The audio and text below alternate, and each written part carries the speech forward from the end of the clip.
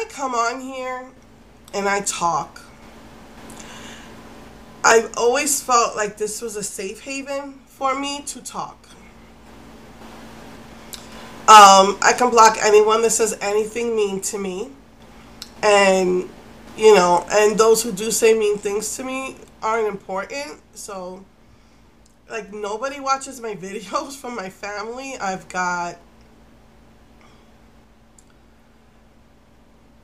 may have like over 3,000 followers, but I like usually get less than 100 hits, maybe a handful, maybe at most 20 people might talk to me, but usually it may be a handful, 10 or less will talk to me.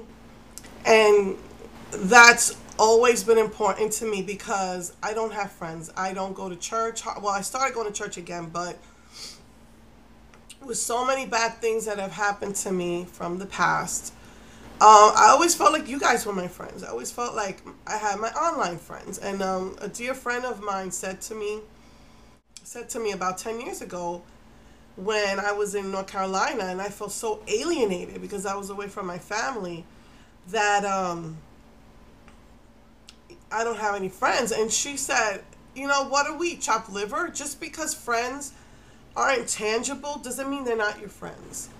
And so people on my Facebook and here on YouTube that talk to me, and I feel like you guys are my friends. And I'm here in Texas now, and though I can't hang out with my brother, he works a lot. He got bills to pay. And so he works a lot, and so we don't get to hang out as often as maybe we would like. I mean, we used to see each other like once a week, and now it's like once a month.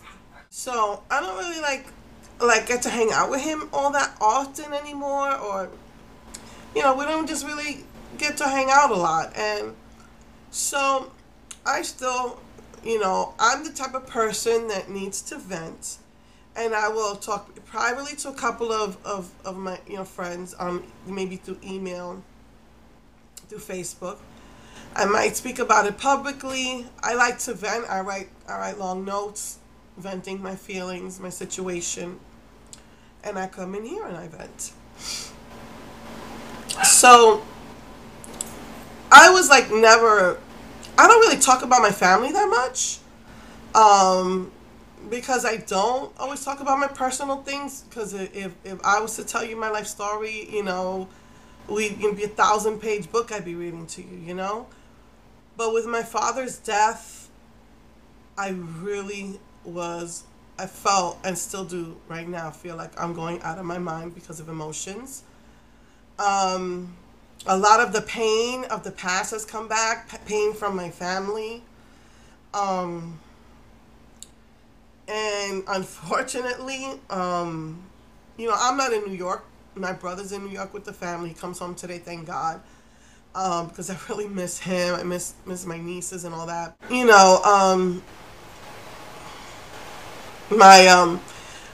I wasn't able to grieve with my family. My whole family was over there together, and I didn't have that. And my husband comes home. He comes home late. He's tired. He was away during that time, like I said.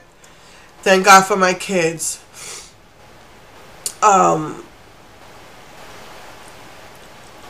When he came back, we talked about it maybe once.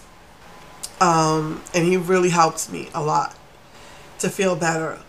But I was still hurting like heck about what transpired back home with my family.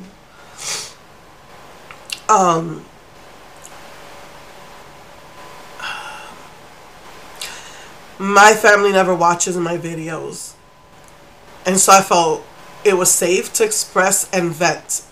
This is my channel, and I have my First Amendment right, and I vented and said everything I said last week. And it came to my attention that my half-sister is one of my trolls.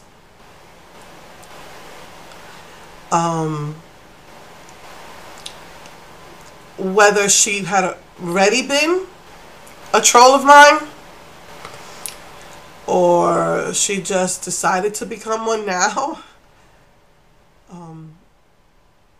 I can't be 100% sure. But she found those videos and sent them, forwarded them to my mother, to my sisters, oh, and my ex-sister-in-law. I don't know what she has to do with it, but I guess that just goes to show you how evil she is. So, of course, my mother's not talking to me again. And I'm sure my sister's pissed to high heaven. And God only knows if my baby sister will want to get to know me. God knows that I wanted to keep my baby sister out of all of this drama. And I really didn't say anything bad about her. So, or my sister-in-law. So I'm really not sure why she involved us. But I guess we all have a lesson to learn in this. And you know, if we let ourselves, because we can take life's problems. I always said you could become bitter or you could become better. And we can take, you take the lemons and make lemonade and learn from them. But again, I really didn't.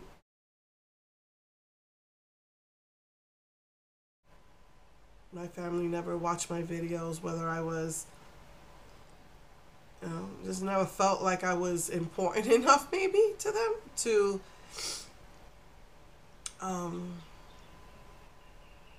I just knew they didn't.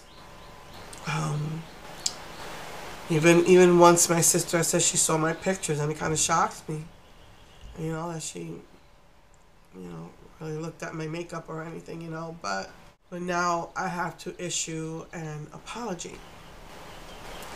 Because the last thing in the world I ever wanted to do was hurt my sister, my middle sister or my mom. I did write many annotations because I realized that I was just blurting out all my pain. And I kind of felt like I rambled and went here and there. But to my family, yes, I was angry. But behind all that anger, I wish more than anything that you could see the pain that I was in. So, I pray that you will see that. And hopefully in time we can all get through this. I've never mentioned any names. And none of my family's friends could possibly see that. Like I said, I've only got 20 people that actually talk to me. And so I hope it's not an issue of everybody saw it, because there's nobody, I never mentioned no names, and there's nobody to feel embarrassed or anything like that about, because again, I don't even live in New York. None of my sister's friends are my friends. My mom, like I said, I don't know how many friends she has. None of them are going to see this. And if it wasn't for my evil half-sister, they would have never done that. So, first of all, I want to try and address everyone individually. So let me just get out first to my brother. Um I thank you. I thank you because everybody was pressuring me, and that's where a lot of my pain came from and turmoil came from. Was from the pressure that everyone was putting on me because I felt like I had moved on with my life, and I thought it was a chapter behind me. But you, my dearest baby brother, I thank you for picking up the phone and actually calling me and giving me that opportunity to give our father some the peace that he could have before he died. I just want to thank you so much for that. And I think you know how much I love you, and I want to thank you for that so much. For doing that for us. Thank you. To my baby sister, I don't think I went over my video over and over that I said anything bad about you or that should have offended you. But if I did, I'm sorry. I wrote a bunch of annotations, and two of them were for you because I realized that I was just like exploding with emotion. As far as your mom, I called her the mistress because I didn't know what others, without saying names, it was the only way I could explain something clearly. But never ever in my life have I felt ill towards your mom. Your the few times I called your house, the few times I called your house, your mom was nothing but nice to me. Um, and I have no ill feelings towards your mom. And so I can only ask you to not judge me by my emotions. Our father had just died. And I know you're in Chicago, and I thank God for that because you're away from the drama, but I was being pressured, and all these emotions were in me, and probably more than anyone else in my family, I'm the one who wanted to get to know you. And the people who do know me can tell you that I'm nothing but a caring person. If someone tries to push me, I will push back. But my heart has always been full of love. And you know, people have always said that I'm a caring person. The people who have gotten to know me, and I would still like to get to know you without the family drama. We don't have to involve any of our family. I would just like to get to know you personally. I would like you to meet my kids, me to meet your kids, my husband, your husband. Um, you know, I feel bad that our father never allowed us to meet. And again, I would like to just get to know you. You don't have to talk about anyone else in our family. I would just like to get to know you. Of course, the choice is yours. I can understand if after our half sister did that, why you might not want to. But she's a whole different story, and you know, even my sister once said that I was the most nurturing person to them growing up. Even though in my eyes, I feel like I wish I was there for them more, but even they've said that. So you know, that's what I have to say to you. So you have my text, you have my phone number, and you know, you're welcome to call me anytime you want and talk to me on your own. And aside from everyone else, anything you want to ask me, I'm willing to answer. Now, I've tried to write stuff down to maybe explain things better. And I still, even during, after I wrote this, there were things in my head. I'm just going to try and get this out. To my mom, again, when I hurt, I vent. I don't have anyone that I can talk to at home. Again, my brother works, and so my husband works, and it's hard to talk to other adults about my problems. So never, never, ever, ever in the world would I have tried to hurt you, nor would I have maybe even said those things. Maybe if we were alone together or something. I just really, really needed to vent. Once I vent, I can move on. So, I just wanted to say, I love you, no matter what. It hurts that you wouldn't talk to me or tell me why. It doesn't sound reasonable to me. And I hope you don't take this wrong, Mom, but I, maybe because of, the things I said last week, that I think that you're irrational, that I think that you're crazy. It is for those reasons that, as much as it hurts, that I won't stay mad at you. You didn't talk to me for 8 months, but, I figured eventually, whatever it was, you'd get over it. You'd talk to me. And unlike Dad,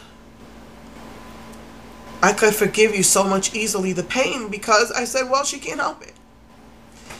And I don't know if this is going to be good or bad to say this, but it is because I felt, well, Mom's crazy.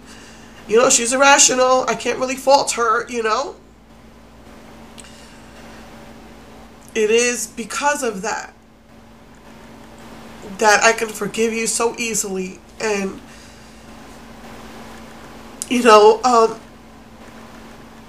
so maybe letting you know that, you might bear in mind not to be so mad at me that I said those things. I probably would have never said that to you because I don't want to hurt you. Despite the fact that you have, hurt me so bad, not wanting to talk to me. I'm not looking to hurt you. And so I don't know if that makes you feel any better, because I know maybe nothing I say could make you feel better, but because I have those things, because I think that of you, it makes me forgive you. It makes me not stay angry at you. I love you no matter what. Like Dad, who knew exactly what he was doing and what he was saying. And that's why I stayed away from him. Tried to stay away from what hurt he could inflict on me. But I didn't feel that way about you. I just figured that when we talk, we make it short and sweet. And if you're mad at me, I can't be mad at you because of what I believed in my brain, that you're crazy. So, take from that what you will, but from the bottom of my heart, I never wanted to hurt you, and I'm sorry that I did. To my middle sister, I wrote you a very long letter 7 years ago, explaining how I felt about you. Always felt like protective of you, so on and so forth. I I felt proud of you. I've told you this in letters before. Proud of you that what you've accomplished. Proud of what you've accomplished in life. Uh,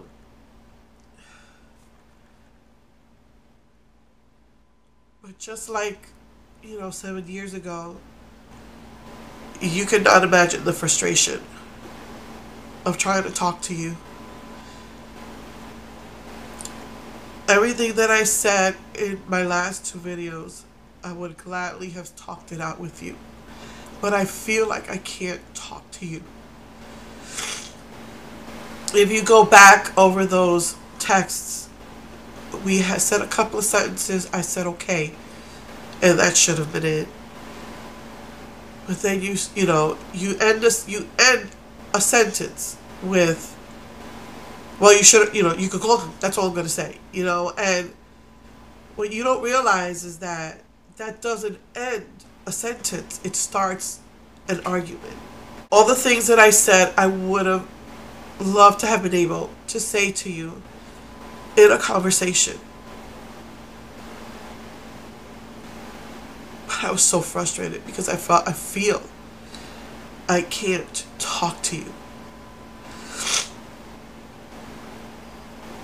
Me saying that I'm never going to bother you again, never, ever, ever in my mind translated into I'm cutting you off. And it was very hurtful for you to say that that's how I deal with things. Because that's something that Dad does. That's not me. And what hurts me the most out of all of this is that I wish with all my heart that me and you could actually sit down and talk to each other. And get to know each other. Ask me whatever you want. Tell me what you think. But if I explain something to you, you need to know that I know me better than anybody. I know me better than you know me. And I wish that you could see that instead of your assumptions about me.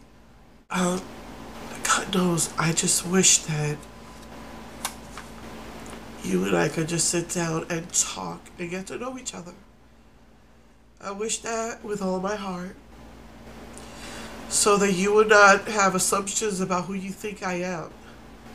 You and Mom talk to each other. You have each other. I have no one to talk to like that. My husband didn't lose his father. I did. My kids didn't lose a father. I did. You guys had each other in New York. And I had no one. And I was frustrated out of my mind. So, I'm sorry. God knows I'm sorry. Because I did not want to hurt you. That was not the intention of my video. So I'm sorry if I hurt you. It was not my intention, God knows.